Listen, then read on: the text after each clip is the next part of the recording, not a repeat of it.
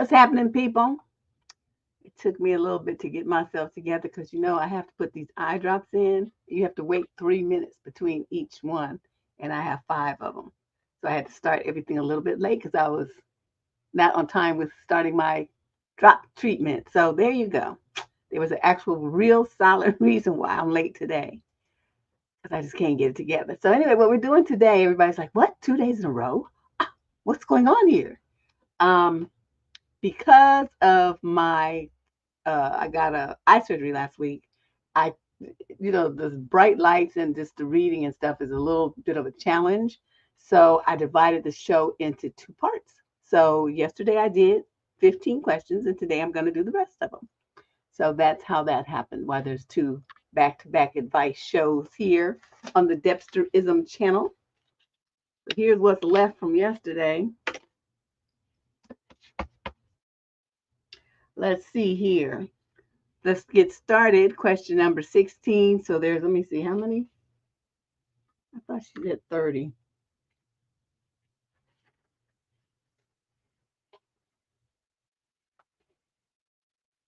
Well, 31. Same thing. All right. So let's get started. So we're on question number 16, picking up from where we left off yesterday. This is a young lady in the 22 to 27 age group from Bowling Green, Kentucky. Certain issues. My boyfriend's dad is oddly controlling over him and appears to be jealous of me. He gets mad when my boyfriend has to go to work or wants to spend time with me instead of helping him.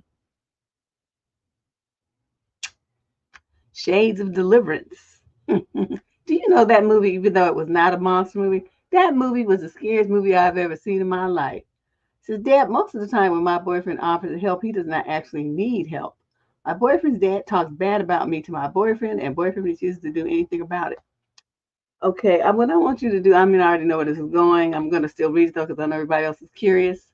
What I want you to do is go to your boyfriend, and you ask your boyfriend in a moment of peace and quiet and say, tell me about the childhood abuse that you suffered at the hands of your daddy. Because that's what this is. I'm so sorry, but that's what this is. He is as possessive of his son like a woman would be over a man. And the normal way that happens, as I've seen it a lot of times, is, the father, stepfathers, mama's boyfriend, whatever, is jealous of the person that they're, doing these things to, finding another partner. It's the same thing. In this world, you're going to convince me that it's anything else. So I want you to ask your boyfriend that and watch his face crumble. Because wasn't that the creepiest movie you've ever seen in your life? Especially that part where they made him go like a pig, make pig sounds. I was done. I was done. I didn't know what else to do. But that's what's going on here. And I know you in your innocence, you don't really see that, but that's what this is. Okay. His father, this boy has suffered some really interesting situation at his daddy's hands here. So anyway, so the dad, those stereotypes about the weird boy moms who are in love with their sons? Well, my boyfriend's dad is the male version of that. See, We have been dating about a year and I have nothing but nice to the dad, but he does not seem to like me because you're competition. He gets mad at my boyfriend if he wants to hang out with me because he, quote, needs help at the shop. Father owns an auto repair shop. Seems like he only needs help at the shop when we want to hang out. He will also get upset when my boyfriend has to go to work at his actual job instead of helping him. When I go to hang out at their house, my boyfriend's dad will ask him to help in the yard, and I will be alone in the house for hours at a time. My boyfriend has actually admitted that his dad will talk shit about me. The more I read, the more I'm convinced that I'm right, and says lies about me, i.e., that I am controlling and don't let my boyfriend spend time with his father and help him out. My boyfriend says that he doesn't defend me or say anything when this happens, which I find embarrassing to say the least. He has never said anything rude about me to my face, though. It seems as though his dad is weirdly jealous of me. What can I do in this situation? Note, his mom is the complete opposite. She tells me that she loves me all the time and even refers to me and my boyfriend as her kids collectively. Well, I already told you what the answer is here. Now, the thing about it, you're going to have to do it when your boyfriend's away from his controlling, jealous, possessive father, you know? And at some point, you guys in the 22 to 27 age group, when y'all going to move out and move away, that's what you need to do. Move away from wherever this is so that he can't help the father because he'll be elsewhere. The father won't be able to use that excuse to control his time. So that's something that you guys, you've been dating a year. You in the age group. You in the part of the country where this, marriage would be normal at your age. So you guys need to start thinking about what you're gonna do to move this forward, if that's possible. Staying in the situation the way that it is, you're like the other woman as far as the dad is concerned, and he's gonna do everything he can to break y'all up. Okay. Hate to say it to you, and I know you're probably sitting there with your hand over your mouth saying, no, no, no. Yes, yes, yes. This happens every day. Question number 17. This is a female in the 22 to 27 age group from Paris, California. Summary of issue: how do I maintain my independence while I'm in a relationship? Wonder where that is. I've never heard of that city, Paris, California. I've always been very independent, but now that I'm in a relationship, I'm finding it hard to keep my own identity. My partner is amazing, but I don't want to lose myself in the process. Any tips on how to strike a balance? I'm trying to figure out what you mean. This is the most cryptic letter. Usually people go into too much letter, and you just over here just giving people the Cliff Notes version. What do you mean that you feel like you're losing your identity and losing yourself in the process? What parts of yourself are you losing? What is happening that's making you feel that way? You gave me nothing to go on and make an assessment here, young lady.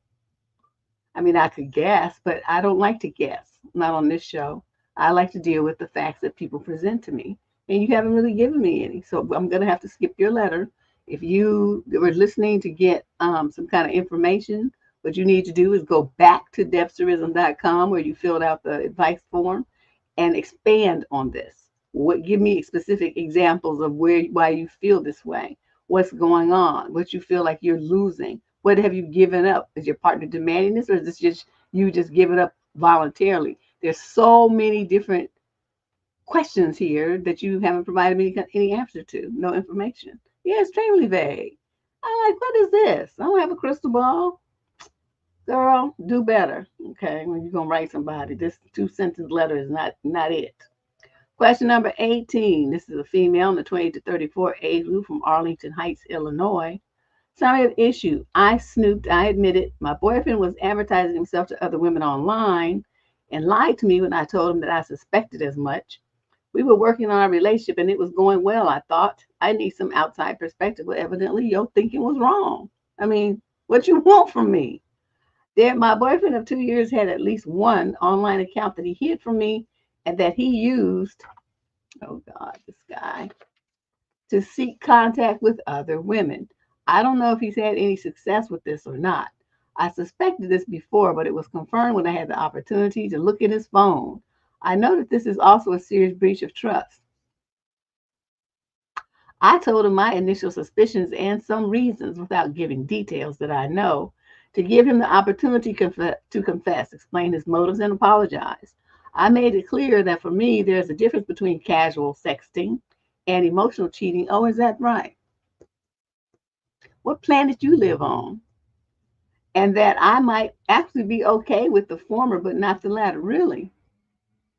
You have no spine either. He has lied to me and denied everything. He has since deactivated the account, but I don't know if he's just afraid that I will find it or if he feels guilty. After we almost broke up once but had a really good talk afterwards, we had planned to maintain good communication and fight for our relationship. He created the account around the time we almost broke up but continued to use it until recently. Before seeing the account, I felt that things were going well actually, and I was kind of optimistic. I still don't want to break up, but I'm questioning his commitment. He knows that trust is difficult for me anyway because of previous experiences. How or where do I go from here? You need to go to jump on the nearest shrink's couch and figure out what the fuck is your problem. That's what you need to do. There, okay, what woman is okay with her man sexting some other people? Are you crazy? What is wrong with you? You try to make every excuse in the world where you can accept mistreatment and abuse and disrespect to stay in this sorry ass piece of relationship that you got. It's 2 years, okay? Just chalk it up to experience and don't make it 2 years and another day. Because this is he's not interested in you. Once he made an account and he gets back with you and he continues to use the account, that means he's got like one toe in the relationship and his whole other half of his body out looking for somebody else. What does that tell you as a woman? You say, you question his commitment. He doesn't have any. The fact that he would do that is your signal. That's the proof that he's not committed to you. I'm not sure. What do you need? An engraved invitation?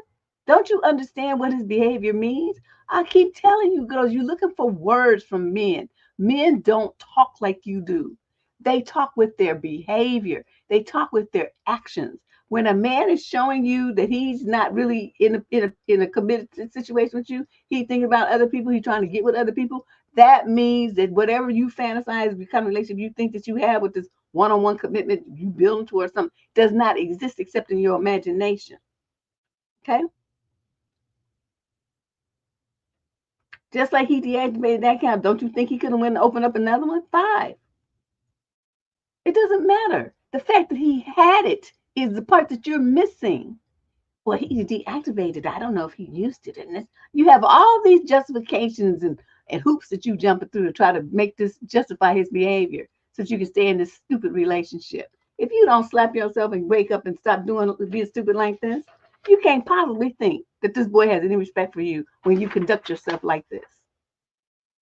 How this was supposed to go. When you found out, okay, let me go back to the front part of your letter because you just was tripping. Okay, he had an account and he used accounts to contact other women. Okay, this is during the period of time when y'all are supposed to be a couple. What you are supposed to do is go to him and say, look, I found these accounts. To me, that indicates that you really don't want this relationship. You're looking for something else. So what I want you to do is get all of your shit and get the fuck out of my house, out the fuck out of my life, because it's obvious that you're not really with me, interested in being with me. You're just here because it's convenient. So get out. Get out, get out, get your shit and get out. That's what you were supposed to do. So that you conducted yourself like you have some pride and some dignity and a fucking spine. But no, here you are groveling, just telling, accepting stupid stuff and all kinds of disrespect. And oh, I'd be okay with sexting people. Man, you is stupid. Oof, my God. Well, he doesn't want to be committed to just her because he's just a cheater. He's not really committed. He's just not committed. And there's nothing wrong with that when you're in the 22 to 27 age group. Just be honest. You know what I mean? Just say, I'm just in the mood. I just in the phase of life where I just want to fuck around. I'm not really trying to be tied down to one person. That's an honest person. Okay, I can respect that. Some dude came and told me that, which I've met some that saying stuff like that. I'm just enjoying being a bachelor. Okay, that's the same thing. That means I'm enjoying fucking around in nicer language, and I'm not trying to be tied down to one woman. I don't want to do that. That's what that man is saying if he uses those kind of words and his behavior. If he's like sliding into people's DMs, he's on these sites, he's flirting with people, texting. He got all these quote friends that he's sending texts to. Good morning, beautiful, all this kind of stuff. Ladies, wake the fuck up. That ain't your man. Okay, it's not your man. He is not all about you. He's about where he gonna jump to next and whose bed he gonna land in. Okay, I don't understand what it is that y'all need to see or hear to understand that. But anyway, let's move on. Ooh, I can't wait till Sunday. Sunday, y'all gonna be, a lot of y'all gonna be in tears when you hear all these red flags that first came up and how you ignored them. Well, it wasn't you, the people that, responded, the people who sent in their responses to my question.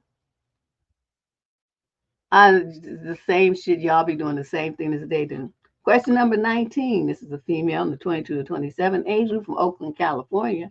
A homegirl DP. Summary of issue. Bad date with a question mark. I'm 22 and I went on a date with this guy who was 21. Basically, I traveled over an hour to go and meet him. I didn't really mind traveling. Okay, so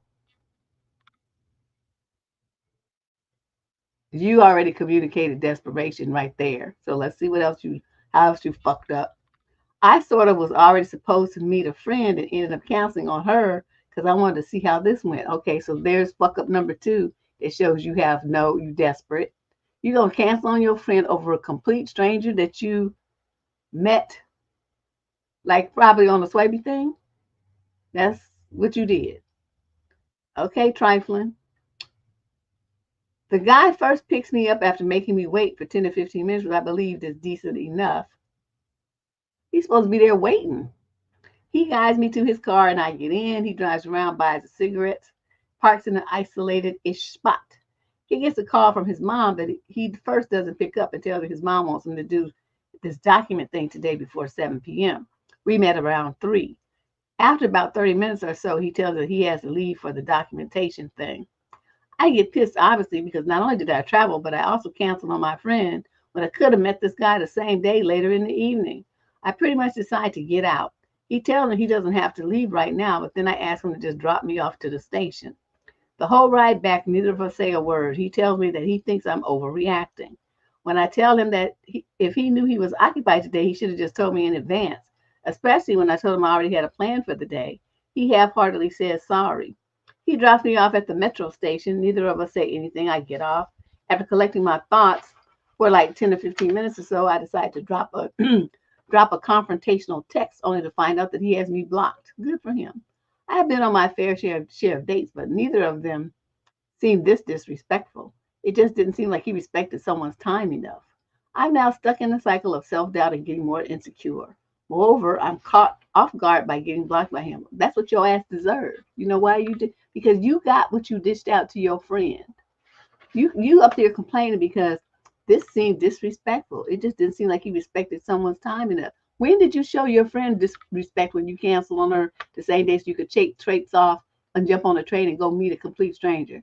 When did you do that to her? See what I mean? This is what your ass get. Don't think I'm going to feel sorry for you because I don't. I wish he had left your ass at the station even longer. And see, once he knew that that's what you did and that's how you conducted yourself, he didn't show you any respect because you didn't show none to yourself. You didn't show any to your friend either. So when a man sees that that's how you roll, that's how you conduct yourself, that you ain't about shit, you don't have no kind of stand-up spine, you ain't about your loyalty, you're not about the commitments that you make, you just dump a friend just because you chasing some dick. When a man sees that that's how you are, he is going to dog your fucking ass out to the max. You know why? Because you deserve it. You deserve it because of the way that you conduct yourself. Ladies, men watch every goddamn thing you do. They watch everything you do. If you have a kid, they watch how you parent your child, how you talk to your child. They look at how you keep your house and how you keep your kid. How's your kid dressed versus how is you dressed? Is your kid looking raggedy and toe up and snotty nose and dirty? While you look like you just stepped out of the pages of a fashion magazine, hair all did, nails all perfect and everything? Don't think they don't notice that. Don't think if you sitting at the house and your kid is running around doing bad stuff and you don't check him that he's not noticing that. Don't think he doesn't notice how you eat, the way you talk to your friends, the friends that you have, how you interact with your family. Don't think that all those things are going unnoticed. They are. And they're being used to make a determination about what kind of woman you are. If you're somebody that he can invest emotions in, or if you just ass. Okay? And you didn't even pass the ass test because of the way that you acted. So I want you to get your mind right. Okay? Don't you ever do no shit like this again. But guys, says he wants you to come to meet him and you got to travel for an hour, you say, well, let's meet in the middle. You want him to show some effort. You match energy. If he ain't willing to come to the middle or come to you, then you just say fuck him and just next him and block him. But see, he knew you wasn't a shit. You was a shit person, so that's why he blocked you. He's like, I'm not wasting more time on this effort. She ain't about nothing.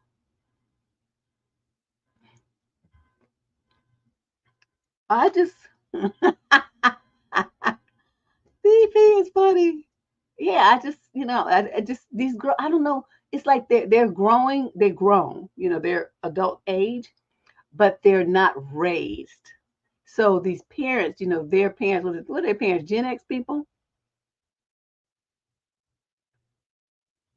Whatever I can't keep up with all stuff. Whoever their parents are fell down on the job and they did not teach their children about being a person of, having self-respect and how you conduct yourself in this world like you respect yourself as well as others. So she went in there, she just showed herself to be a desperate, no self-esteem having fool. Just the dick chase, dick hungry, just idiot. And so dude dogged her out and that's what she deserved.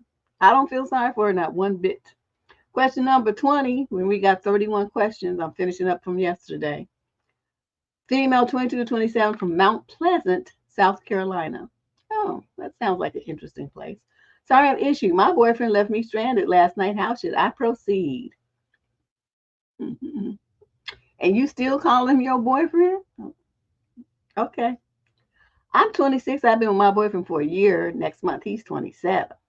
Last night, I ran out of gas at around 11 and was stranded on the side of the road. And you don't have no AAA and no road service?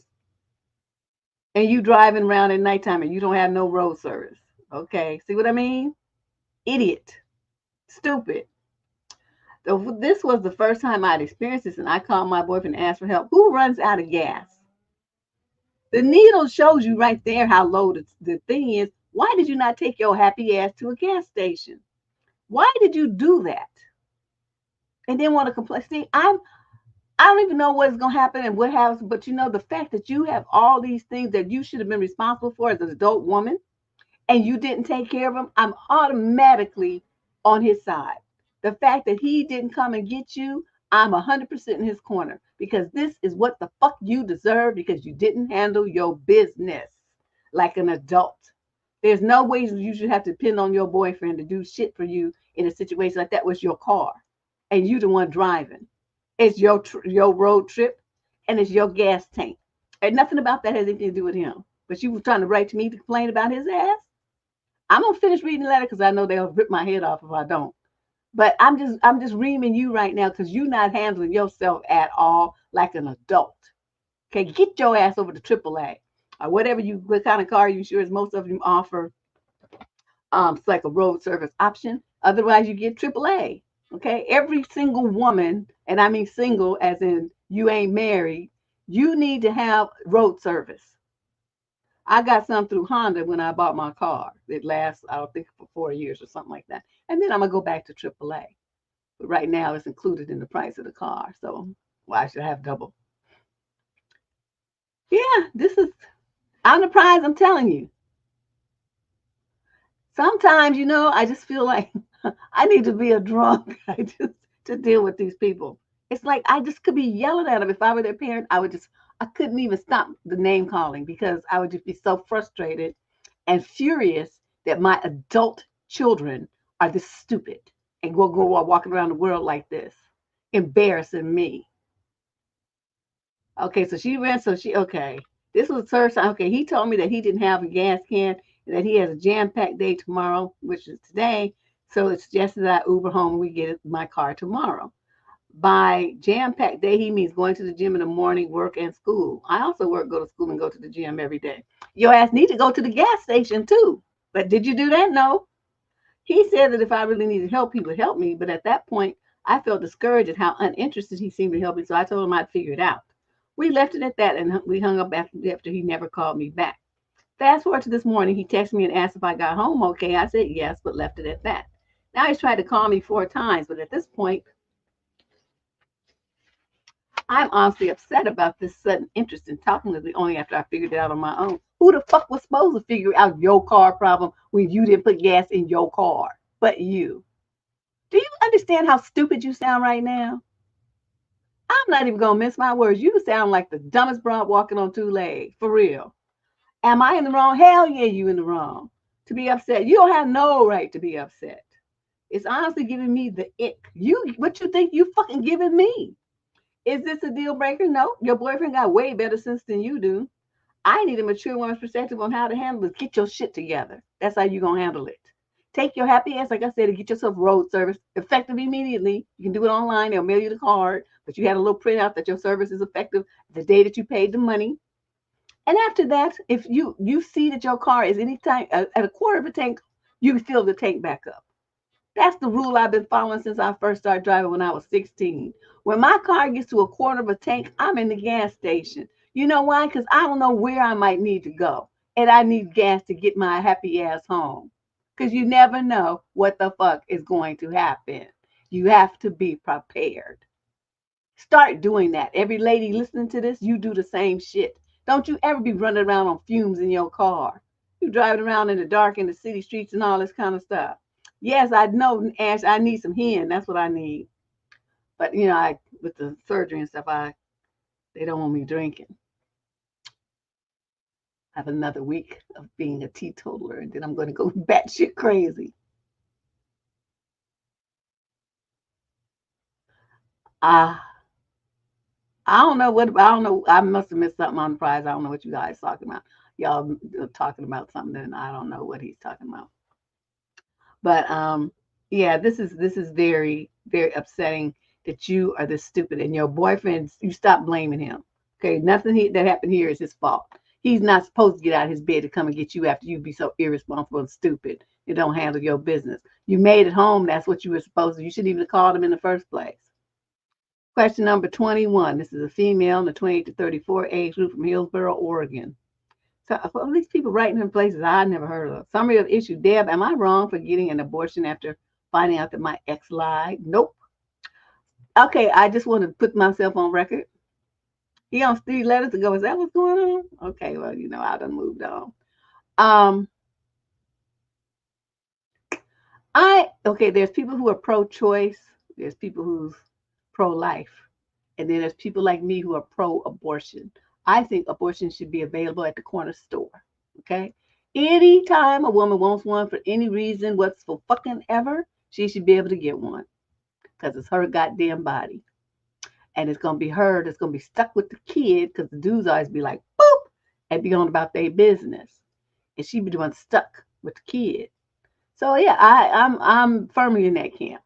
Pro-abortion on this channel. Okay, y'all can think whatever you want to. But when they start asking me, I am pro-termination. Because I don't think anybody, if you even doubting for a second, if you should be somebody's mama, don't fucking do it because it's too hard. It's a challenge that most people are not mentally and emotionally ready for. Even people that's much older than whatever she's in the 28 to 34 age group. I mean, whatever. But people who are 35 and up getting pregnant, they still not ready. It's like culture shock to them. So age really doesn't have anything to do with it. It has to do with your mental and emotional maturity. And parenting ain't easy, especially don't you have no kid that has special needs. It's over for you. So let's go on. So she says, my life is a shit show right now, and I'm just as much to blame because I believe crazy lies that he told me that no one should ever believe.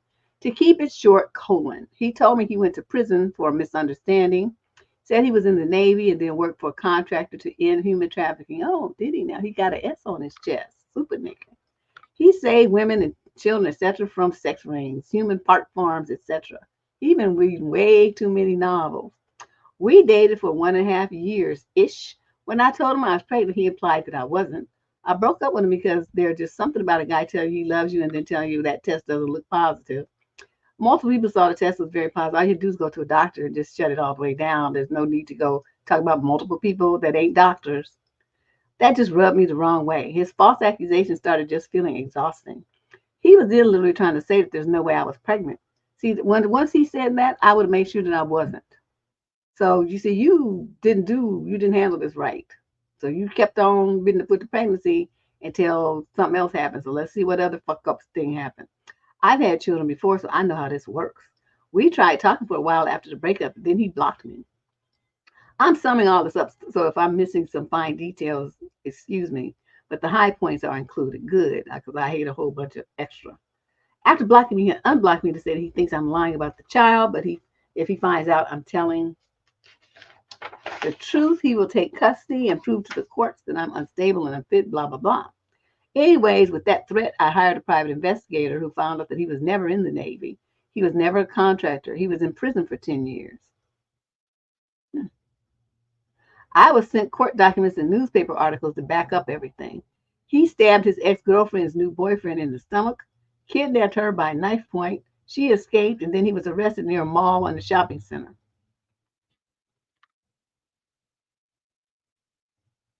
His indictments were murder, assault with intent to cause SBI, and kidnapping. What's that, Diana? What's SBI? I'm drawing a blank right now. He told me his arrest happened in one state, but it actually happened in another. This was like 20 years ago, and I realized people can change. But the lies, manipulation, the fact that he tried making me feel like a crazy person through all of this just astounds me. I really think the lie about the Navy is just really weird. I would have 1,000% respected the honesty over everything else. So the abortion has me feeling guilty. I don't understand why. For one, I do think having zero ties would be beneficial. I don't really want him near my other kids. But the biggest reason, I don't want the baby to suffer from this kind of stuff in the future. Any opinions of him I once had are no longer valid because all of this is new information. I'm nearing the second trimester. Get it done. Okay, my appointment is scheduled. I already paid the fees. I found out the gender via blood test and I already picked a name. What's wrong? What you doing all that for? I love this baby. But that's just another tool for him to use against me when he feels like it, which I'm positive he will do. Do you think I'm overreacting by getting the termination, or are these valid reasons to abort? Girl, you waited too long. You should have aborted, like I said, as soon as you found out that he was telling you that it wasn't his kid and it didn't exist. That's the day that you should have went immediately, made your appointment like that minute, like hung up from him and then called the clinic. That's what you should have done. So you don't waiting all this time instead of naming it and all this old shit here. What you doing all that for? You just setting yourself up for some drama. Yeah, he's felonious. But they rare when they be in jail like that, they don't never tell you exactly what the situation was. So they never tell the whole truth and nothing but the truth. It's some fugitive stuff. Yeah, this is unbelievable. So she hired a private investigator. Good for her. She got the receipts. So dude can't say nothing to her. Wow. Special kids, needs kids can be a blessing. Well, maybe in your twisted version of the world, but in mine, that is just some shit I'm not trying to be bothered with. It's bad enough if you got to deal with stupid ass people that's supposed to be regular, like I do on this advice column. Can you imagine me having to be a parent to somebody who's like a wheelchair and can't never talk and stuff like that? I can't do it. I already told my husband, and now this is another thing I'm gonna tell y'all about me. I can't even stand myself when I'm sick. I don't like it. So I told my husband before our daughter was born, because she was born in 1990, so this was way before they were doing all that I guess they were doing the amniocentesis so they could tell some stuff and whatnot, but I wasn't doing all that. But I told him if this baby comes out fucked up, it's going into a home.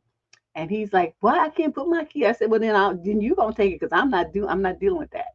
I'm not gonna do it. I already know I don't have the patience. I don't have the mindset. I don't have the mentality." And I was very honest with him, very honest with my parents, very honest with his parents. Told him, and my brothers already knew me, and they like, "She ain't the one. That's not there."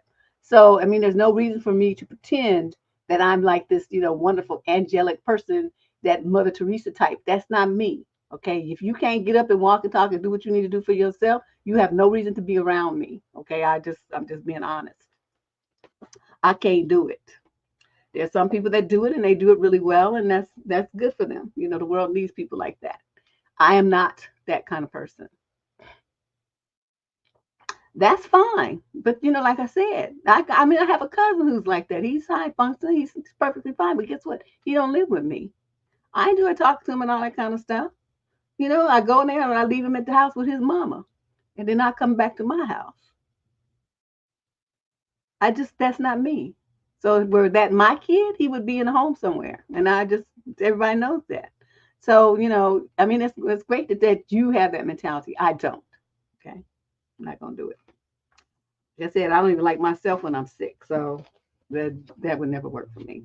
So, but I'm just saying for her, she's looking at, these kind of things, is kind of behavior, the violence, the personality disorders and all that stuff. This kind of stuff, they have been now proven is genetic. It's in your genes, chromosomes. So these are the kind of traits that would be passed on, or you have the high possibility rather of them being passed on to your child. So why would you do that to yourself and then your other kids too? They were here first and don't deserve to have some murderous, felonious, bloodline kid in the house with them. That's just not even cool. So that's what I'm saying. She, naming it, talking about I'm in love with it and all this old shit here. She's doing too much. Question number 22. This is a male in the 22 to 27 age group from Scranton, Pennsylvania. Same issue. How do I stop being needy? This happened to me for the nth time that I was able to get a girl. We talked. The chemistry was awesome. She chased me and wanted every minute of me. We exchanged stuff. She basically rocked my world. Then I kind of got used to that high. I started to want every minute of her, and then she started to pull away. We still talk and text, and just last night we did have a something pic exchange. And he put this face like, so I'm not sure what he's trying to say. Maybe it was some naked pictures or something. But she didn't play with me. All this is barely a month and a half, and now I begin feeling dejected because I let it happen. How the hell do I avoid being like this needy beggar? I hate my guts that I let that happen. Okay, so were you one of those children who was deprived of attention as a child or something? What the hell is going on with you? This is when therapy is good. I'm not saying therapy fixes everything, but this is like a general thing where you would delve into your past and kind of get a clue on why you are the way that you are. Therapy ain't gonna fix everything and everybody. I understand that, but this is lightweight. This is something that you probably 2 or 3 sessions and you have a clue and you understand yourself better. And then when those signals, they give you like triggers. They identify triggers with you so that when those things present themselves, you have a plan in place to address them and deal with them in a way that's positive and beneficial and healthy. So I would kind of suggest that. Try to find you a male therapist in Scranton, Pennsylvania, or nearby, and get yourself over there and say, I need to figure out why I'm so like needy when I get in a relationship. It's like I just clutch on and I'm a cling on, and I don't understand why. And can you help me fix this? And that's what you do. Okay. So yeah, he got a felonious bloodline. I'm not trying to do that. Yeah, but it's like, why? Why though? Yeah, I think it's fixable too. That's what I say. I think it's something, usually it's something in their childhood and they just become real clean like that. But I can't deal with them clean ass dudes. Be calling you Tuesday. I had one, okay. He was fine. I mean, he was a fireman. Some years ago, I had in my mind that I wanted to be with firemen because they be gone a lot, right? I thought, that's ideal. So you see them for 3 days and they be gone for 3 days. That sounded like a wonderful lifestyle. So I met this guy, he was all right and stuff. So we talking and everything. But then I noticed something. That's when I was working for Net and while I'm working at home. And, I'm supposed to be working, right? Taking phone calls and responding to emails and all this kind of stuff. And then he wanted to be on the phone all the time because he didn't have anything to do. Unless there was a fire or they were cleaning up or cooking or something. He basically had nothing to do. So he think he's going to get tired by time on the phone all day. I'm like, dude, I can't do this. And he got all upset. And so we ended up, things kind of blew up because I needed my space and time to work and just to breathe. And he wanted me to be, all clingy and on the phone with him all damn day. I'm like, dude, I just can't, no. This is a big no right here. So let's move on to question number 23. This young lady, 35 to 42 from Washington, D.C. Summary of issue. How do I deal with my cousin who takes everything personally? Hello, Deb and squad. I'm 35 and my cousin is 40. We have a good relationship my whole life until I had my son about 2 years ago. I had a traumatic birth and had severe preeclampsia. I was on magnesium and bed rest for 3 days in the hospital. 20 minutes before I was supposed to be discharged is when I stood up for the first time and I couldn't breathe. I had fluid in my lungs and around my heart. Okay, the first time they didn't make you walk around after the birth. Usually they get your ass up and 10 minutes later they make you walk around. So when I got home, I asked that only my mom and my mother-in-law be there. asking everyone else to wait a day or two until I felt better, even my brothers and my daddy. However, my cousin took this personally and sent a text that said, "Let me know when you are allowing non-family visitors." The next day, I texted and said I was feeling okay and would love for her to come meet the baby. She responded, "That's all right, thanks." It took 6 weeks after that for her to come visit. Who gives a shit? She texted, "I'm finally not sick. Can I come meet him?" I said, "Sure." Then she immediately wrote, "Actually, I have a stuffy nose. I can't come." After I begged her, she finally came, but wouldn't even come inside, just stood by my front door. Then at Christmas, my mother rescheduled to the following day because the roads were so icy, she didn't want anyone driving in that weather. My cousin took that as to mean that I didn't want to see her. She did end up coming the next day, but only stayed for 5 minutes, enough for her kids to open their gifts, and then she left. Her kids and my kids were supposed to wear matching shirts, and she ended up putting her kids in the matching shirts later at a different event with her other side of the family and texted me pictures and wrote, "The kids look great in their matching shirts." I just responded cute, even though they were supposed to wear them with my son. So she's talking about June, and she's talking about a funeral, and she's talking about face. Okay, then and then. These are just a few examples. There have been countless times over the past 2 years where she either blames me for something I have nothing to do with, or she takes things way too personal. She does this with her mother too. I just don't know how to handle her anymore. Any advice would be greatly appreciated. Um, let's go back to the situation where it directly impacts you, because this other stuff you talking about, uncles and your mama and a bunch of other people, her kid's birthday party and stuff that don't have nothing to do with you. But let's talk about the things that do have to do with you, with your son. You had a traumatic birth. You only asked to have your mother and your mother-in-law there, so the two moms of the parents. Okay. She took this person and sent a text to let me know when you're allowing non-family visitors. You're supposed to text her back and say the only visitors I'm allowing, period, are my mother and my husband's mother. So get over yourself. That's what you were supposed to say to her. Okay, but you didn't do it. You just let her wallow in her self-importance. Then she didn't want to, you said, okay, she want to come and see the baby. And it took her 6 weeks to come. And even that day, she backed out and just texted, "I'm fine, not sick. Can I come and meet him?" And you said, "Sure." Then she said, "I have a stuffy nose. I can't come." And you begged her. She finally came. Why did you beg her to come and see your kid? You're supposed to say, "Well, you have a snotty nose and should stay away from my baby." That's what you're supposed to say. Then the roads were icy, and she took that as the thing that you didn't want to see her when your mother is the one who changed the date. You say, "Well, then come on and ride yourself on that ice and slam into a tree so we can have your funeral instead of open presents." That's the next step here. You have to talk to her crazy like that. I don't understand why you calling her and being all treating her like she's all special and important and shit, and then write me talking about what do I do. You slam her ass. That's what you do, and say, you have an inflated opinion of yourself that you think everything that somebody does is about you. You need to get over yourself. We live in our life, and you need to do the same. Stop this. You act like you're 2 years old. It's just really unattractive considering your age. Stuff like that.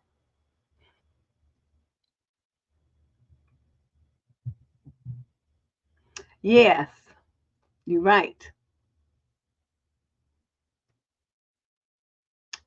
It's very unfortunate that she's got the relatives like that. But see, the way I see people like that is they have a very inflated sense of themselves. They feel like the world revolves around them. Every decision that you make, everything is about somehow connected to them. And that's what I'm telling her. She needs to start slamming her when that happens, and break her off a chunk so she understands. Bitch, ain't nobody thinking about you. We're making a decision that's in the best interest of ourselves. You just caught up in it. Oh well. I don't know. I probably would have cussed her out by now, but I don't tend to be like the most diplomatic person when people do stuff like this. I just don't. Yeah. See, Diana Prince says she says she's. Who is that? That said, oh, Giggle says she seems self-centered. Yeah. Yeah, like narcissist. She's like everything is revolving around her. Everything has to do with her. It's a personal affront to her. It's about her. It's to hurt her. It's to keep her from doing what she wants to do. It's all about her. So yeah, she's a trip. Question 24. We got 31 questions. Female, 22 to 27 from Miss. Okay, here we go with that word again, Canada. We had this a couple of months ago, and somebody told me how to pronounce it, and I forgot. Mississauga something, Canada. Summary of issue. A guy told me that he ditched a girl on a date because she didn't look anything like her pictures. Is that a red flag? Nope. Why would you think it was? Have you not heard of the word catfish? Okay. Recently, I went on a date with a guy from a dating app, and he made a comment like, "Oh, I'm so glad you look like your pics," and then proceeded to tell me a story about how he met another girl and she looked nothing like her pics and heavily edited both her face features and body to be a lot smaller. So he pretended to have to go to the bathroom when they were about to order and left because he felt like she deceived him and he wasn't about to waste any money or time on her because he was annoyed. Dude is a savage. Honestly, we really hit it off and he seemed really nice and funny, but I was thinking back on it and got weird vibes. I too am totally against people using really old pics or heavily editing because it feels dishonest. And I get that he didn't want the confrontation or to waste time on something that wasn't going to happen and was upset. But I am someone who would generally sit through a date and be polite, even when I know it's not going anywhere, just to be nice. Well, that's you and your red wagon. Other people don't feel like wasting their fucking life like you do. Okay? But I have been told I can be too nice in situations. I don't know. Am I overthinking it? Is it okay to just walk out of a date if you know it's not going to work out? Hell yeah, it's okay. And more women need to have the courage to do that.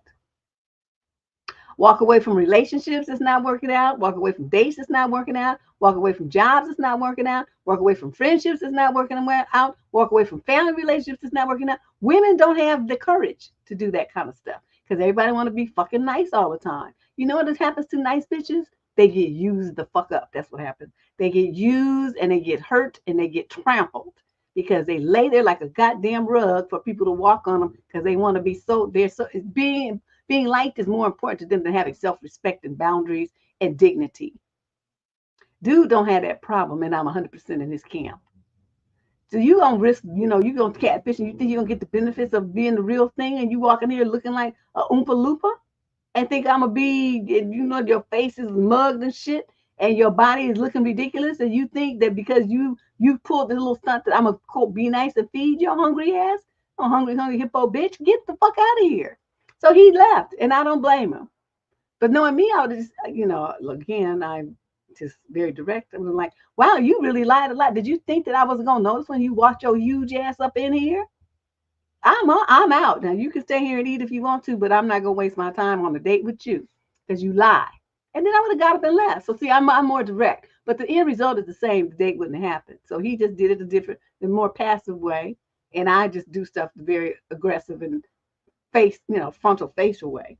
But the end result is the same. The date would not happen. And neither of us would waste our time. So why are you trying to charge him with a crime for standing up for himself and doing things the way that you should as well is kind of interesting to me.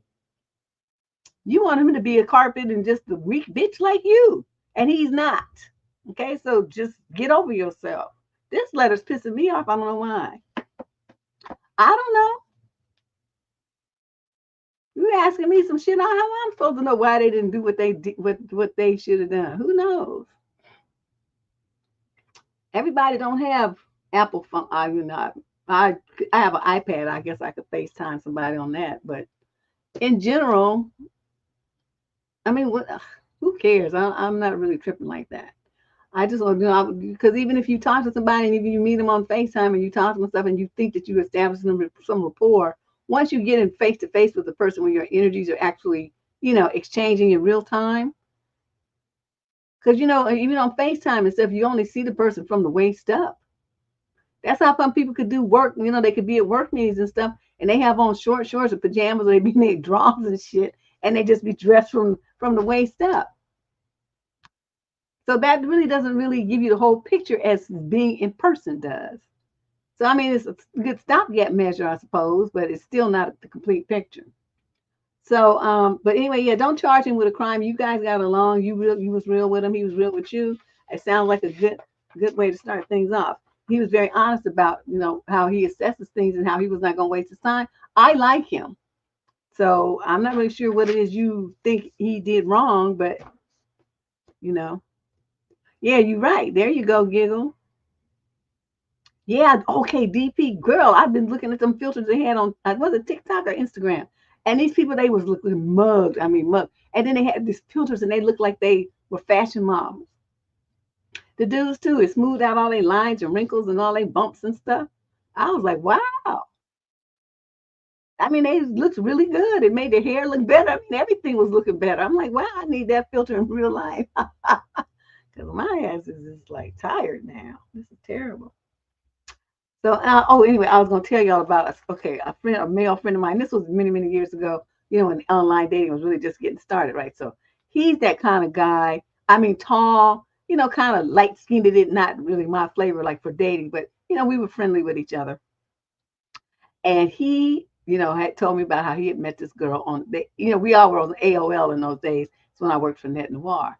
So then we was going to chat rooms. They had all the singles things in there and stuff. So he had met this girl in one of those chat rooms, and he's dealing with her. And she lived, I think, in Atlanta or somewhere in the South. We in California, in the Bay Area.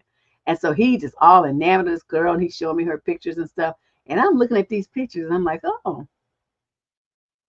huh. You think they do? Well, I'm not getting no plastic surgery, so that's irrelevant. I'm gonna just go, just age out and look ugly as I go. But I'm not tripping that hard. And so he's gonna go, he's like, Deb, I'm gonna go and meet her. She's so fly, she's this and she's gorgeous, and she's got a law degree and she's all this stuff. And I said, well, she sounds like she's better than you. She out your league. And so then, we laugh and everything. He had to hop his happy ass on the plane, and he goes to Atlanta and he checks in the hotel. And she's supposed to meet him at the hotel, right? So they could go out to dinner. He had made a reservations. He had bought her flowers. I mean, he was doing it up because this was like, this was it. I mean, his mind is, this is it. This is it. So he opens the door and he sees this little short, round, more darker skinned woman with a wig on her head. And she's wearing like house slippers. And he's looking, and he look down the hall and see why is she there, right? And she says, oh, I'm so and so. Turned out that she had used her. I mean, the person that she was sending the pictures of was a real person. Now, keep in mind, this is AOL. This is in the late 90s. This is way before, all these FaceTimes and all this stuff happening now. Okay, so understand the technology was not available yet. And she had used real pictures. And so what she was sending him was real, but it was of her cousin. It wasn't of her. They had some resemblance. Like how me and Joy, we have some features alike, but we have different. We have our mothers are sisters, but we have different other stuff coming in from the daddy, so we look different. But he was telling me that story. I was like, wow. Then this other dude, I know, wasn't that something? But she was an attorney, though. I mean, but she just, as far as what she looked like. So she had the conversation and all the knowledge and all that, but the look was just completely different. So he told her, well, I made reservations and stuff. So why don't you, go in the bathroom and get cleaned up and changed? She had brought her clothes. So while she was in the bathroom changing, dude packed up he hadn't really unpacked yet, got his suitcase and walked out the door and went to the airport and got back on the plane and came back to California. I was like, oh my God. Yes, because before that word was even invented, right? She did it. Okay, then another one of my friends, this was just as bad. This is a guy too.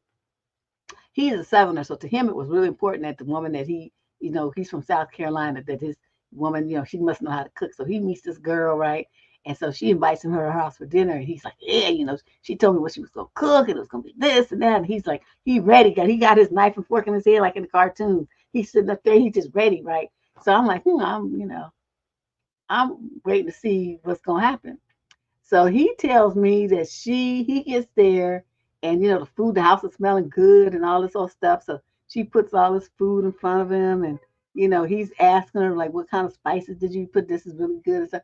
Anyway, catfish. Turned out that she had one of her relatives, like an old auntie or somebody like that, fix all the food, and it was all in Tupperwares and stuff in her refrigerator. She had cooked that food, but she made sure he got the home cooked meal, but she didn't cook it. So he was only half mad because I said, well, I mean, you got to give her credit because she did come through. She said, I'm gonna give you this, I'm gonna serve you this and that. Now, did you actually tell her? Did you actually hear her say that she was gonna cook it? And he had to really think about it. Say, well, no, she just said that it was gonna be, that's what was gonna be served. I said, well, then you can't hold her, you can't charge her with a crime because she never told you she was gonna cook it. You just assumed that. So yeah. So anyway, they ended up dating for a while because I said, well, she is a slick one. I think she got your number. Yeah, a food catfish. I was screaming. I thought it was hilarious. He was like in a food coma. She had fried, chicken and biscuits and I mean everything, collard greens. I mean, just like a ton of food, all his favorite kind of stuff. Some kind of cake that he liked. I think it was yellow cake with some chocolate frosting or something like that. I mean, just a chocolate cake with anyway, some kind of cake the way that he liked it. And she had I mean, all his favorite shit. He was just happy. Okay, he was just grubbing. Yeah, see, so there you go. So I say he could not charge her with a crime. I said you just mad because she was slicker than you. Oh, it was funny. Yeah, like I said, he's from South Carolina, Raleigh, North Carolina. So he's from North Carolina, Raleigh area. And so that's how his mother cooked. He had a family of 12. His parents had 12 kids. His mother and the older sisters cooked, and that's the kind of food he was used to eating all the time. So let's move on to now that I've shared some funny stories. Question 25. This is a female in the 22 to 27 age group from Plymouth, Minnesota. Summary of issue. How do I stop a guy from contacting me and showing up to my work? Ooh, this is one of my male friends. He's a few years younger than me. I'm only 24. No, he's only 24. I'm 27. He went to the same college as me, and that's how we met. I don't care. Things were great for about 3 years, but got worse recently. He did things that made me really uncomfortable. For example, he got upset if I didn't like his picture on social media or didn't call me by the nickname stupid in public. I didn't let him call me that. Small things like that added up, and one day he said I didn't understand him and we shouldn't be friends anymore. I'm so tired of his BS, so I said, okay, then bye. I thought that was it. But then after that, he kept calling me 20 times every day, asking why I abandoned him, why I wasn't by his side when he's emotionally unstable, and blaming me for abandoning him instead of protecting him like protecting a brother. She put a bunch of question marks and exclamation marks. I told him that he was the one initiating this. I can't deal with him anymore, and I blocked his number. Good. He went on sending me emails for weeks. My boyfriend knew how uncomfortable it is, so my boyfriend texted him and told him to stay away from me. He went on sending both me and my boyfriend emails saying he feels sick, blah, blah, blah. Why didn't we understand him and be by his side? My boyfriend never even met him. Then showed up to my job. Good thing I wasn't working that day, so he told my coworkers that he's my brother looking for me, and then he took off. I'm afraid he would show up at my work or my house again. What should I do now? I want to call the police on him if he comes find me again, but he doesn't seem that serious. So I'm not sure what to do. What you do is, if you obviously, since you've been friends with him, you have pictures. You go alert the security at your job so that they are aware of this person. He should not be anywhere on the premises. Okay. You and your boyfriend go down showing the text that this guy is unhinged and that you want to seek a restraining order against him to keep him away from you, especially since he's showing up at your job. Okay. To keep you away from your job and away from your boyfriend and his job as well. And that's how you do that. And he's going to get served with that. If he's found anywhere in the premises in violation of that, they will pick him up and they will cart his ass off to jail. And within the walls of the prison, he can get the mental health treatment that he so obviously needs. Yeah, that's pretty much all that you can do. Other than that, if you have the ability to have a vicious guard dog at your house, a bear spray, a gun, I suggest that you avail yourself of all of the above and have them at the ready, which means on your personage at all times. Not in your purse, not someplace in your glove compartment, in your hand. So you can use it at a moment's notice to defend yourself. Because this guy sounds like a nut.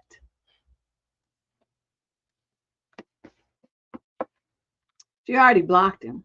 But it's time to escalate this, by you got to keep them away from, because the jobs these days, they take that kind of stuff very seriously because workplace violence is a thing. They used to call it going postal because it used to only happen at post offices, and then it just became like a thing. People just want to go and just spray up folks and offices and stuff like that. So they take these kind of threats very seriously. So take care of that tomorrow.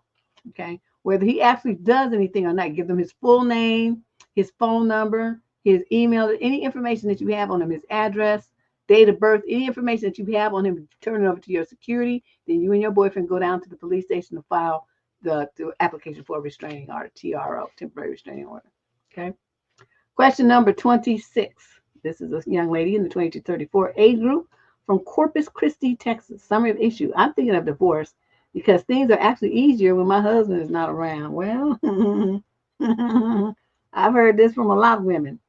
My husband is currently working out of the country for a couple of months, and I'm home alone with our children that are 7, 9, and 16. I'm 33, my husband's 37. I work full time. We have a part-time nanny who's watching the kids after school until I come home from work. We've had a rough patch in our marriage for a while now, and honestly, I feel relieved that he's not around. It's somehow easier to just do everything myself than arguing with him to do his part.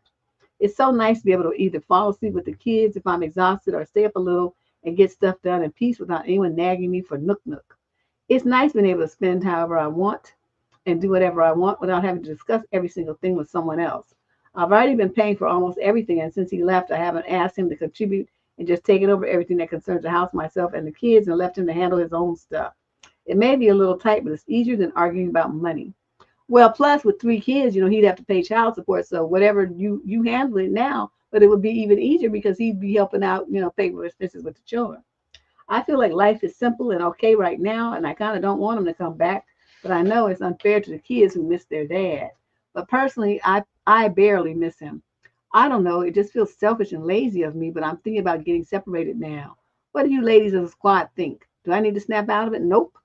What you got is, what usually people have to file a legal document for called a legal separation, right? Because it's like it goes down in the law books that all debts incurred is bifurcation from all debts incurred from this date forward.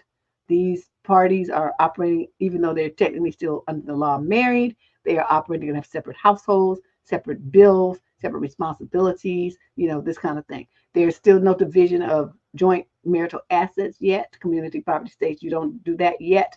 But anything that occurred from that date forward by either one of you is considered individual debt, individual assets. It's not connected to the marriage anymore. So what you would want to do is, consult an attorney before he gets back and share your thoughts. Say this is what you want to do. I would highly suggest too, you have money that you're using. Obviously, if you got that money in a joint account, pull it out, just open up a separate account immediately. I mean, like in the morning. Okay, take time off from work and go do that because you want to have your money so he can't get to it. Okay, if there's a joint savings account, you go in and you take off half of it because only half of it is yours, and then you put it in a separate account and you let that other part's gonna be for him. And then and consult your attorney about the steps that would be necessary and what it is that you have to do, what you need to think about, what kind of things you should start putting in place. But the 2 main things are the money. This is what I told you right now. If you have any kind of insurance policies where he is the beneficiary, change that shit too. Change that tomorrow as well. Because usually you have that stuff at work and you put that that husband down as the primary beneficiary, the kids as the secondary. Switch that shit up. Make the 16-year-old the primary, or your mama or somebody that you trust. And get him out, start easing him out of your life because he's a non-factor. And this is the kind of thing, like I always tell women, when I look at married women's lives, for the most part, their lives are actually harder than single mothers because they also have the additional burden, just like you pointed out, of that man and all his drama and all his needs. And having to listen to his shit and deal with his family and all that old shit here. Whereas a single mother, you just dealing with your kids. So their life is actually easier as you're experiencing and testifying to. So, yeah, he's useless. And she said she already been paying for everything anyway, so she's the primary breadwinner. But that's not going to get him off the hook for paying child support. Because they, of course, don't care about that shit. They don't care if you got 52 cents. 25 cents of that is your child support for them kids. And that's just the way it is. Question number 27. This is a female in the 28 to 34 age group from Baytown, Texas. Summary of issue. My fiance wasn't there for me when I thought I was having a health emergency. How would this make you feel? My fiance is 32 and I'm 30 and we've been together for 3 years. Last night I broke out in hives from head to toe at 1 a.m. This has never happened before. I'm a medical provider and I stood in the bathroom wondering whether this would be life-threatening and if I should seek medical attention before waking my partner up. I decided that since this never happened, I should go to the ER, so I woke him up. His response to me was, I can't drive you. I asked him several times, and each time he told me he couldn't and that I should bring myself. All because he has a big exam on Monday, and I suppose the idea of dropping me off at the hospital a mile away was just not in his plans. I ended up driving myself, and once I got in the car, he then started to call me, apologizing and checking in with me. I'm someone who's very empathetic and nurturing and always there for him. I'm appalled my partner wasn't there for me in a time of need, and I feel that this is a really telling moment about his character. Today, he's super apologetic and knows he was wrong. He's apologized several times and has acknowledged that he should have just been there for me and how lonely I must have felt. He said it felt like a bad dream and he knows he should have sprang into action. However, if this was a serious medical emergency, I now see how little support he is. Deb, I need advice. How would you ladies of the squad feel about this if you were in my shoes? You're just highs. What the fuck you? I mean, what? Wasn't like you got this much energy to keep waking him up and shit. Your ass wasn't like in a struggle to breathe and shit like that. You wasn't going into anaphylaxis. You had a little allergic reaction. You broke out in a goddamn rash. And then you want to question your entire relationship? You tripping. I suppose he could have been a little more empathetic. But under the circumstances, when he had a big assignment the next day, a big test he had to take, and you only had a rash, and you drove yourself there quite nicely, didn't have no breathing problems, no throat was closing up, your eyes was seeing well enough to drive, all that kind of stuff. So it wasn't an emergency. Okay, all you had to do was take some Benadryl, and you would have got back in the bed, and you would have been fine. But no, you have to make it like a world class fucking emergency, the big fucking deal. Oh, exactly. She don't even need an EpiPen. She just needs some Benadryl. Seriously. You know, the liquid Benadryl is kitty Benadryl. Buy the Costco. 200, 2 pack. I buy those two. I go and I get one because you can't buy but more than one, because they be tripping about whatever the drug is in it. So you just get one pack and you back a couple of days to get the next one. Because I like to have one in my car, one on me in my backpack. And then, like I used to have, I guess it's still there at my cousin's house, even though I haven't been there for a minute. And then one, when I was at work, I would always have liquid Benadryl. Why did I have liquid Benadryl plus an EpiPen? Because my crisis allergies, bee venom, and the shrimp allergy stuff require EpiPen, like immediate response. The other stuff, I'm a itch, I'm a break out, I'm a breeze and stuff. But it's the asthma puffer and the Benadryl take care of it in 5 minutes. And like I said, she didn't even start having asthma symptoms. Notice how she didn't talk about any breathing difficulties. She wasn't like, her eyes didn't start shutting down. Her throat didn't get thick. Her mucus didn't get thick. Her saliva, where she was strangling on it, because that happens like if people have penicillin allergy, their saliva gets so thick it's like a rope. The doctors have to pull it out because it chokes them. They can't breathe. She didn't have any of those symptoms, so this was nowhere near the level of a medical emergency. She's been fucking dramatic. And I know you listening, lady, and I'm telling you that you doing the most. Okay? It's not that serious. Oh, you got two. Yeah, they usually it comes two in a prescription for you, right? But yeah, this is not even any kind of crisis at all. He's super apologetic and knows he was wrong. You need to get the fuck over it. Nothing about the symptoms you describe, and you a medical professional. I'm not, but I know about this kind of stuff because I have personal experience with it and I researched it. But nothing about what you said here implies that this was even heading towards a medical emergency. You just had a rash. Okay? Get over it. Question number 28. This is a female in the 22 to 27 age group from Middlesbrough, UK. Middlesbrough. The male's 28 to 34. Summary of the issue. My boyfriend wants to use my car without a driver's license. I feel bad for saying no. What should I do? Why do you feel bad for saying no? Yeah. Oh, wait. I saw this thing. Okay, I had to reactivate my Facebook. I hadn't used it so long, they closed my account. I had to get a new password and everything. So today I'm scrolling around in there for about 5 minutes after I went through all the trouble to get a new password and log on and all that. So let me see what's going on over here. So I look on, and somebody had posted this meme, and it said that by 2034, something like that, 45% of women will be single and childless. And they were like making it sound like it was like this awful thing. I'm like, is that it? I was hoping it would be more like 85%, because these men is on some bullshit. These government officials and they pedo ways is on some bullshit. So I, wish more women would wake up and smell the bullshit and don't be having these motherfuckers babies. All they do, they just tear up your body. Women be dying in childbirth and stuff like that. And then you go broke trying to take care of a baby that you only went half on. Who's stepping up for the other half? You're gonna have to do it all. Why would you make yourself suffer like that? Fuck these people. So that was my comment. That's disappointing. I was hoping to be like 85%.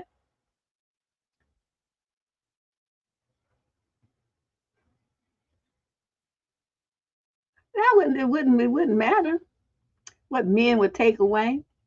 Would that make women want to have babies? Fuck no. Would that make, and in spite of the fact that abortion, some of these states have gotten away, do you think that's keeping women from doing termination? Just like in the olden days, women have all kind of ways to make some shit expel from their uterus. Men don't own that. You don't own women's bodies. You don't know the first thing about what we can do if we don't want to be pregnant. Admittedly, those kind of things have, kind of gone underground because, abortion is made legal. It's more risky to do those kinds of things. But, people will take a hanger to themselves if they really don't want to be pregnant. Okay, and ain't shit y'all can do about it. So, men trying to threaten and talk about, well, what we gonna do? Motherfucker, somebody will cut your dick off, and then what you gonna do? You won't be able to get nobody pregnant. So, you know what I mean? It's like for every kind of thing that they try to say where they try to threaten women about what they gonna do to try to make us have kids, I tell them about what we can do in retribution. And you still ain't gonna have no kid. And then you be dickless too. So then is that what you want? Because that's where this is gonna go. Don't try to threaten me with that kind of shit. I'm crazy, and there's a whole bunch of women who's crazy just like me. And you be something trying to force somebody to do something, you be walking around, you will never fuck again. I'll tell you that. I'm not the one to threaten. Don't ever try to threaten a Cooper. None of us take threats well. My brothers are crazy. I'm crazy. We just all are nuts. We don't do threats well. So, when you're going to be threatened what you're going to do, you better be ready to do it, and you better be ready to die because it's going to be some retribution. So, these kind of things that people say online, well, we're going to do this. And I don't give a fuck. Try it and see what's going to happen to you. Go for it. If you're feeling real jiggy, jump.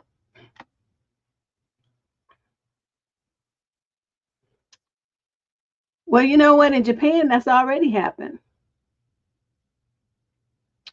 Men would not put women anywhere, sir. You dreaming. You know what? Keep talking all that crazy shit. I'm going to block your ass. How about we do that? One thing you don't do is come in here and try to change what I'm talking about to be what you want to talk about. And I just told you, you don't threaten me or any other woman not on this channel. You're not getting away with that bullshit. Nigga, you tripping. Big time. Okay, you got one more time. One more time. Okay, I don't care what this movie about. We're not talking about no goddamn movies. Okay, we're talking about real life here. I told you the statistic I read is a real life statistic. And you want to start talking about some sci-fi shit. Fuck out of here. Anyway, let me talk about something that's more sensible. Okay, so her boyfriend is 28. She's 26. We've been carpooling to work for a few months.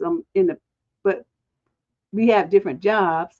Over the course of our relationship for the past 5 years, he's had countless issues with his license because a big incident happened when he was young. He lost his license and got minus 27 points. The crashes that followed made it worse. He was speeding in my car once and got a ticket, and he never paid it.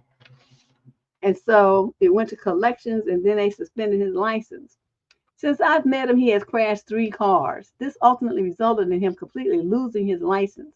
This resulted in me being the one that had to drive us around to do everything. We have been across the country for work and live 5 to 6 hours away from his family.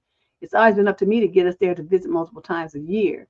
I financed my car in 2019, so 19, 20, 21, 22, 23, 24, so it's 5 years old.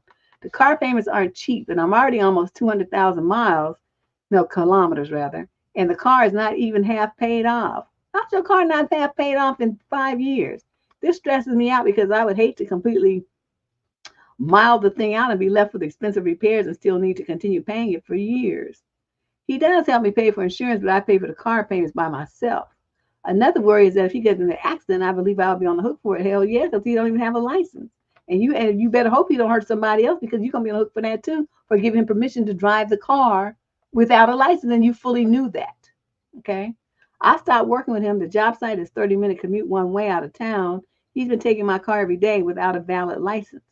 I told him to look into carpooling, and he did. He found a situation at work, yet he still asked to take the car. I asked this morning and told him I wanted to move towards carpooling and explain my worries that I mentioned above.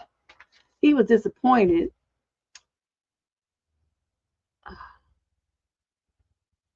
So I offered to pick him up from the carpool drop-off spot so he doesn't need to take the bus. He refused. I said, "Are you sure?" He said, "I'm starting to get really frustrated." I said, "What, really?" He raised his voice, "Just leave me alone." This made me feel upset, and I said, "Okay, get out of here." Then he said, "Fuck you, my name." He got up out of bed, slammed the bathroom door, got ready in a huff, and stormed out. He's often very quick to anger with me. Quite honestly, I fear upsetting him, which is why I kept inquiring about how he felt after I set the intention moving forward. This is just one instance out of many in our relationship. I'm at a loss, but part of me feels bad for not letting him take the car. But a part of me feels so disrespected. I know this type of language is abusive. We've been having talks about breaking up because I feel I would never trust him again after many past betrayals, domestic violence, and infidelity. What are your thoughts? You's dumb. Okay, he beat your ass. He's betrayed you, and he's cheated on you, and he drives your car without a license and puts you at all kind of fiscal risk. He's putting mileage up to yin yang on your vehicle, and you want to write and ask what our thoughts are, and you're only thinking about breaking up. This should have been happened. What is he bringing to your life? It sounds like you've given him a lot of stuff: place to stay, rides, car, all kind of stuff. They getting 10 years loans.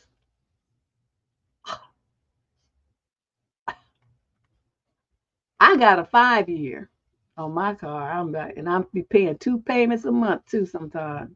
Not all the time, but when I have money. Because I have a horror of debt. That's why I haven't had no money though. But I'd rather do that than be in debt. I just don't like being in debt. So let's see what's happening here. So anyway, let me finish answering her question. So yeah, girl, you're being very stupid and putting yourself and your finances at total risk by allowing this man to take your car at all. He should never have driven your car, ever. So you think about it, okay, he don't have the money to buy a car. If he crashes your car, then you're not going to have a car. He's not going to have a car because he can't afford one. And you're going to be stuck making notes on the car that you don't even drive. You also going to be on the hook for any damages that he's done to someone else's car or property, or if he worse yet injures or kills somebody. Then guess who's going to jail? It's not going to be, well, I guess he'll be in trouble, but you going with him because it's your vehicle, and you would have given him the keys. It's not like he stole the car. You gave it to him. So you need to think about a lot about your behavior, irresponsibility, and what the hell it is that you're trying to do here. Because you're setting yourself up. Yeah, he's going to crash. She said he done. That's only since she been with him. He crashed 3 cars already. Plus, he already had a car crash before that made him, before she met him. Was the impetus for making him lose his license. So, he just got this thing about crashing cars. He would have never, you can't even ride in my car because you got that vehicle crash gene or something. Something happening. You can't get in my car. Let's move on to question number 29. This is a male in the 18 to 21 age group from Bakersfield, California. Serve issue. My girlfriend told me I'm really giving her a reason to cheat. How should I respond to that? My girlfriend recently told me that I'm really giving her a reason to cheat, and I'm trying to understand what might have led to this statement and how I should proceed. We're both 18 and have been together for almost 4 years. What in the world are you doing dating somebody for 4 years and you only 18? While our relationship is generally happy, there have been some ongoing issues that haven't been fully resolved. The context for her comment seems to be related to a recent discussion about a research contest. I'm part of a research group that my girlfriend is also in. I want us to compete in this contest because our advisors expect us to participate. However, most of the group, including my girlfriend, didn't want to join because they were anxious about completing a full research paper by the end of September. My girlfriend specifically told me, I'm not with you this time, which hurt because I've been feeling pressured about not winning a similar contest last year. I apologized for trying to push them, and after that, she made a post on her IG note saying, suck up to other people. When I apologized again, saying it was for being a suck-up, she responded, well, thanks, you really give me a reason to cheat. Wow. This isn't the first time she's mentioned something like this, but this time I feel more unsettled. Additionally, I've been focusing on my self-development lately, which might be causing some jealousy or tension between us. She usually encourages me when I feel down, telling me I'm skillful and not worthless, but now I'm confused about where we stand. How should I approach this situation? What could she be trying to communicate? And how can I address it effectively? I'm worried about the unresolved issues and whether they're affecting our relationship more than I realize. Sir, it's time for you to break up. First of all, you've been dating somebody since you were 14. Why did you do that? You're at the peak of your life where you're going to be growing and changing and developing into the person, laying the foundation for the person that you're going to be in your 20s and beyond. And you're in a relationship with the same person that you were in when you were 14 is stupid. This is never going to work. Okay. She's already changed to the point where she's feeling threatened by you and you're veering off into self-development land and trying to better yourself. And she's feeling threatened by that. That's what this is. Can you do anything about that? No. Other than slow yourself down to meet her and satisfy her. But why would you do that? That's not gonna get you to where you need to be as a young man by trying to worry about what she thinks and her feelings and her low self-esteem. I know this is sounding harsh, and you're like, "Oh, don't talk to me like that." And that. Oh, you gonna get over it because one thing I told y'all is if you have a problem and you got sensitive ass feelings, don't write to me. Don't even waste your time. Fill out that form. This ain't the channel for that. We don't hold hands and coddle people here. I just give it to you straight. And what you're dealing with right now is somebody who is feeling threatened by the changes that you're making. You should not stop making those changes because that at 18 to 22, 23, that's what you're supposed to be doing in life.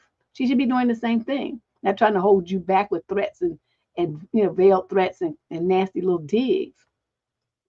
So I appreciate the fact that you want to try to save your little relationship and all this stuff. But I'm of the mind that the end is coming. You may as well start getting your mind adjusted to it.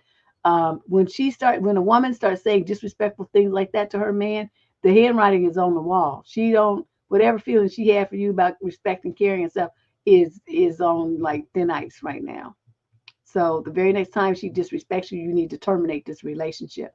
Otherwise, what's going to happen is you're going to keep staying there and letting her disrespect you, and her level of admiration and respect for you is going to go down, down, down, down, down until you disgust her. I would like to see you extricate yourself from the relationship while you still are in her eyes are looked at as a man. If you continue to just stay there and let her berate you and taunt you like this, she's gonna not think of you as a man, and she's gonna think that you're trash with no self-esteem and garbage, and then she's gonna feel like she's justified in finding somebody else who's better than quote better than you, more manly than you, who has better boundaries and higher self-esteem than you. So you think about what I said. I know this is a hard pill to swallow. It's probably not what you want to hear, but that's what's going on here, and that's if you stick around here, that's what's going to be going on. Yeah. I couldn't even imagine. Okay. First of all, my daddy wouldn't have let me date nobody at 14. So that would never happen. But it's just too young. I don't like it when parents let their teens start dating that young. It's too they shouldn't be even thinking like that. Group dates at that age till they turn 16 or something. Really till they go to college. Then they can have a boyfriend or girlfriend. Question number 30. This is a female in the 22 to 27 age group from Vancouver, Canada. The young man is 28 to 34. Summary of issue. My boyfriend wants a break to explore his sexual desires. I have agreed to the break, but have difficulties in coming to terms with it. How am I supposed to deal with this without losing my love? You done already lost him. What you talking about? You with a man and he tells you I want a break because I want to go fuck around, and you sitting up here writing a letter talking about how do I deal without losing my love? Are you drunk? Your love is deuced the fuck out. He's gone because he want to be a hoe now. That's what he's basically telling you. I don't want to be with you. I want to fuck around and just be a hoe. And you sitting up here writing a letter talking about, well, I agreed to the break. You don't have to agree to it. He already told you that's what he's going to do. So either you agree to it and let him go, or you don't agree to it and he does it anyway, and you say, oh, he cheated on me. But either way, he's going to get what he wants because that's how this happens. So let's see what other confusing things you just don't get. My boyfriend 27, I'm 22, and we're in a long distance relationship. We've been dating for 2 years. I'm in Canada and he's in New York. Recently, he opened up about wanting a break so he can explore his unfulfilled nook wishes, which he had since his teenage years, but didn't get the chance to do so because he has been in a 10 years long-term relationship before me. He claims to love me and want to marry me, but he needs his own space for his happiness right now. He can only be loyal to me and fully settle into a life with me when his questions get answered. That means he's going to go explore the male side of things. read between the lines. His questions, he wanted to figure out if he's, gay or straight. That's what's going on here. We decided to take a break for a year and a half for now, but to maintain contact. It's been a week for now, and it's like living in the hell for me, knowing I'm not the only one in his life. I don't know where I stand, how to feel, how I should get through this break. I'm just so confused and frustrated. How would you advise me to deal with this? Wake the fuck up and realize you don't have a boyfriend anymore. Your boyfriend left you because he want to go fuck men. Okay, that's what he's saying here. His questions fully answered. Okay, that's what that means. So he's gone on to do gay things with men, and you sitting up there in Canada talking about, I'm not the only one in his life. No, you're not. You don't know where you stand nowhere. You're not standing nowhere. You don't know how to feel. You should feel stupid because that's the way you talking is dumb. How I should get through the break? There's no break. Okay, you guys are broken up. He went on about his business. The next time you're gonna try to call him, he's probably gonna have to change his number. Then you're gonna get a dial tone or that recording. Yeah. Ooh, these girls, I just don't understand the low IQ. I was telling one of my friends the other day, I was like, with what is really, the average IQ is 100, right?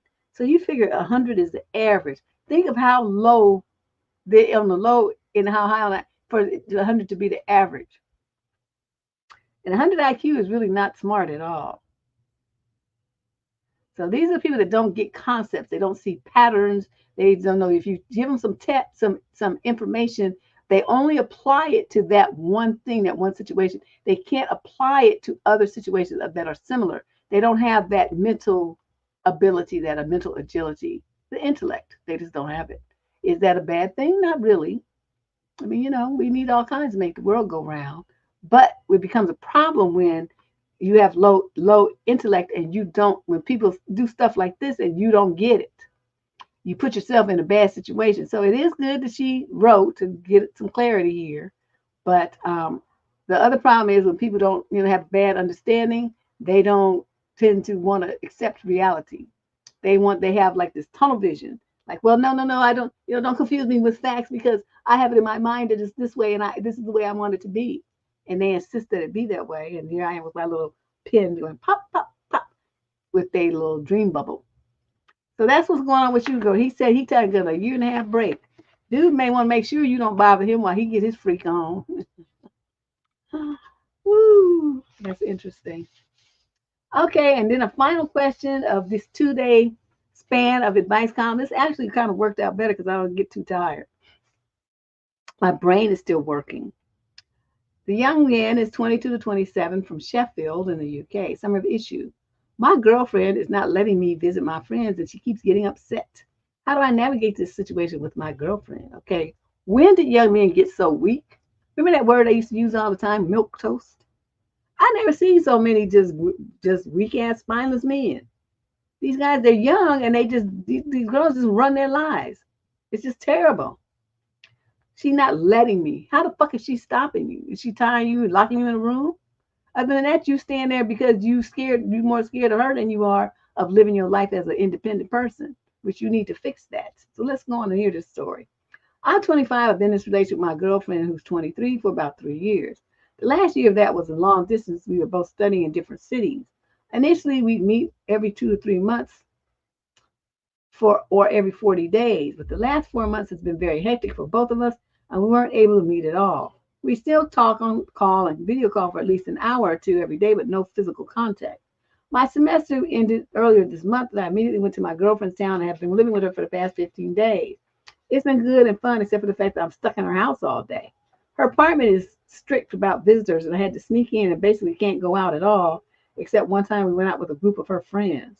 I love spending time with her, but it's been getting extremely dreary, stuck inside all day, especially when she has to go for classes. I've been putting a few things off due to my semester, such as meeting some old friends, dental surgery, exercising, and getting back in shape. A few days back, my friends all decided to plan a trip to one friend's hometown to meet up, and also because he lost his father, and we wanted to express our condolences to his family at the same time. When I told this to my girlfriend, she immediately shut down and has been cold and distant since yesterday. She says that she's taking a risk getting me inside her apartment and keeps asking why I can't stay put and stay with her for at least a month more. She's also been acting slightly rude, telling me to do stuff around the house like cleaning and laundry, which I have been doing, but the way she says it is just very demeaning. I spilled some coffee on her rug once and she started yelling at me and screaming at me to clean it right now when I was apologizing and scrambling to find a rag to clean it up. I tried to explain to her that I've got a lot of stuff that I've been putting off and that I'd definitely come and visit her again soon after it's done. My next semester is going to be relaxed and I would easily be able to come and meet her more often, but she's refusing to listen and is getting passive aggressive with me over it, and the rather rude behavior has also been making me very upset. How do I tell her without making her mad that I love spending time with her and being with her, but there's also other things I want to do without upsetting her as much? How do I navigate this situation with my girlfriend? Okay, when is this bitch going to class the very next time? You call your friend unless you got your own car. Make sure she don't hide your keys. Okay, keep up with your keys. And then when she goes to class, you get your shit and you leave. Okay, you leave her a note saying, I have stuff to do. I'll check you out in a month or two. Okay, you go on about your business and handle your business as a man. If she calls you ranting and raving and going crazy, just hang up on her. Hang up on her face and then put her on the timeout blocker number. And when she gets calm and gets herself together, you can unblock her. You go to your friends and pay respects to his father and support your friend whose father just died. This little silly bitch can go to class and be in that house apartment by herself. This is a once in a lifetime thing for you to show the support of your friend. How many times you think that your friend's father's gonna die for y'all to be there for your boy? Come the fuck on. And you think that you have to ask her permission for that? You got your teeth is fucked up. Okay, do you know that you got dental problems? That it could affect your heart valve? This could be a long-term health problem for you down the road. You have things you want to exercise, you want to do, meet up with your old friends. You want to enjoy the holiday that you have as the semester ended, which with other people besides her. You spent 2 weeks with her, that's enough. So you do what I say. You call your boys and say, I'll hook up with you where y'all gonna be. Okay, I'll meet you there. She going to class at, I don't know, she got a 10 o'clock class or whatever. Make sure you hide your keys so she can't find them. And then you get your keys, get your shit, and get the fuck on. Okay? Would I recommend that you go back to her house? Nope. Personally, the way if she's talking to you like this and treating you like this, see, once a woman starts disrespecting you, it's a wrap. And that's the thing that you young men don't understand. For whatever reason, she's decided that she can talk to you like you got a tail and paws. Since to me, the relationship is over. I'm not taking, no man's gonna talk to me like that. You call me out my name or start yelling at me and treat me like my name is Hazel or Mabel or some shit, whatever we had going here, this shit's over. So you guys you as a young man, this is a mandatory thing. Your woman must respect you to love you. If she's not respecting you, there is no love. There's just possession, a desire to control you, ownership, some kind of weird codependency. I'm not sure what her situation is, but if she's talking to you like that, she does not love you, not anymore. Okay, so you need to understand that. Yeah, and she yelling and telling him to clean and do laundry and shit like that. I'd be like, bitch, I'm not washing your shit. Wash your own goddamn clothes. I'm not washing nothing. I'm not here for that. My time here is to be spent fucking and having a good time. Now, other than that, if you're not offering them good times, then no need for me to be here. That's what I would have told her, and she would have been sitting there with the Pikachu face. But see, again, I'm very direct. I'm not gonna mince words and play around with you and risk hurting your feelings because you sure didn't worry about not hurting mine, right?